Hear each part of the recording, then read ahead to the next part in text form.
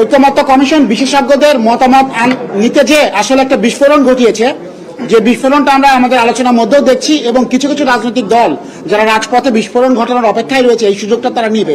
Already আমার পূর্ববর্তী বক্তারা ব্যাখ্যা করেছেন আর্টিকেল 22 কে তারা যেটা বলছেন অথরিটি হিসাবে এটা কোনো সুপ্রা কনস্টিটিউশনাল ডকুমেন্ট না। প্লাস অনেকেই বলছেন এটা কন্ট্রাডিক্টরি 25 এবং 27 এর সাথে। আমরা বলবো আর্টিকেল 22 তে পরিষ্কারভাবে বলা ছিল নিয়মতান্ত্রিক উপায়, এবং নিয়মতান্ত্রিক উপায়টা কি 25-এ ঘোষণাপত্র 25-এ বলা আছে জাতীয় সংসদ, এবং 27-এও একই কথা বলা রয়েছে। সুতরাং কিভাবে বিশেষজ্ঞরা এরকম একটা মতামত দিল কনস্টিটিউশনাল অর্ডার জারি করার, আমরা বিস্ময় প্রকাশ করেছি এবং তীব্র বিরোধিতা করেছি। আর একটা বিষয় বলে শেষ করব, ঐক্যমত কমিশন আমাদের কাছে ইনোভেশন চেয়েছিল, আমাদের নতুন কোনো আইডিয়া আছে কিনা। আমরা একটা প্রস্তাব দিয়েছি, যদি নির্বাচিত হতে পারে ঐক্যমতে আসা বিষয়গুলো এবং তাদের নোট অফ ডিসেন্টে থাকা বিষয়গুলো নোট অফ ডিসেন্টের ভাষা অনুযায়ী বাস্তবায়ন করবে। কারণ নির্বাচন কমিশনের এখতিয়ার রয়েছে রাজনৈতিক দলকে নিবন্ধন দেয়া এবং নিবন্ধন বাতিল করার সিদ্ধান্ত নির্বাচন কমিশন নিবে যদি তারা বাস্তবায়ন না করে। এখানে অবিশ্বাসের কোনো কারণ আমরা দেখছি না।